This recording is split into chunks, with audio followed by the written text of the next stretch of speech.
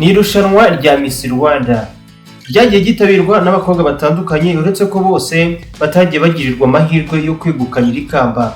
Nubwo wenda hari muri iyi minsi ishize hatabuze kuvugwa byinshi ku makuru yagiye amenyekana, yavugaga ko aba bakobwa baba baratangaga mu ibanga rikomeye cyane ruswa ishingiye ku gitsina ngo bambikwe iri kamba. Uyu munsi twabakoreye urutonde rw'abakobwa begukanye ikamba rya Miss Rwanda kuva mu 2016 kugeza muri uyu mwaka w'ibihumbi 2022. Ngaho rero ihera ijisho ku buranga butangaje bw'abakobwa begukanye iri kamba rya Miss Rwanda mu myaka 7 ishize. Ku mwanya wa mbere tuhasanga Miss Mutesi Jolly yegukanye iri kamba rya nyampinga w'u Rwanda mu mwaka wa 2016.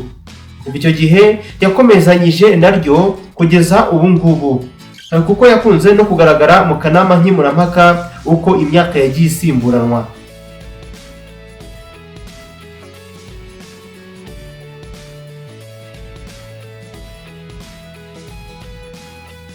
Ku mwanya wa kabiri tuhasanga Iradukunda Elsa, nawe wegukanye ikamba rya Miss Rwanda mu 2017, ndetse kuva icyo gihe akaba yarakomeje kugaragara mu bikorwa byose by'iri rushanwa.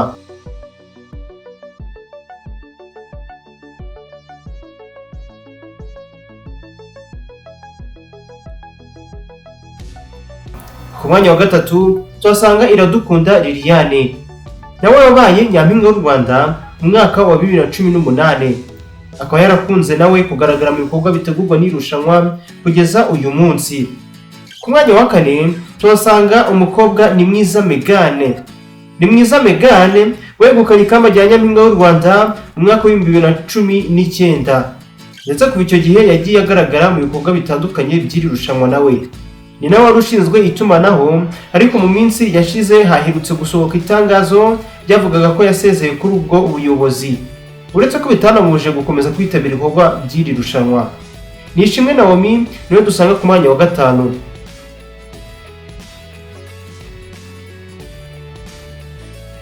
Yegukanye ikamba rya nyampinga w'u Rwanda mu mwaka wa 2020. Umwaka wari ugoye cyane kubera icyorezo cya COVID-19, uretse ko bitanamumujije kumenyekana kubera uburanga bwe bwavugishije benshi na mbere y'uko yegukana iri kamba.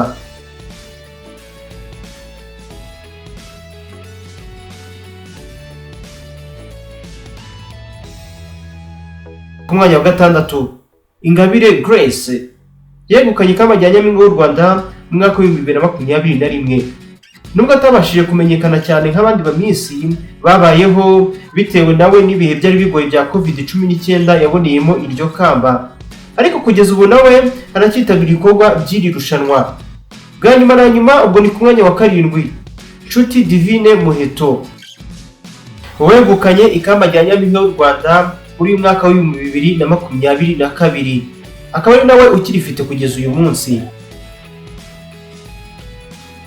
Ni nyampinga wamamaye cyane na mbere y'uko yegukana iri kamba kubera ubwiza bwe bwatangaje benshi icyo gihe, ndetse uko iminsi igenda ishira ntabura kugarukwaho mu itangazamakuru kubera ibikorwa bitandukanye akomeje gukora ndetse no kugenda akora mu gihe gito amaze abonye iri kamba.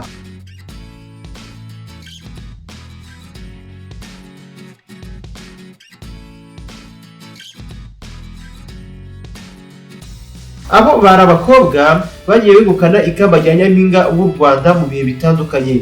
Ni urutonde rwibanze kuva mu 2016 kugeza muri uyu mwaka w'ibihumbi 2022.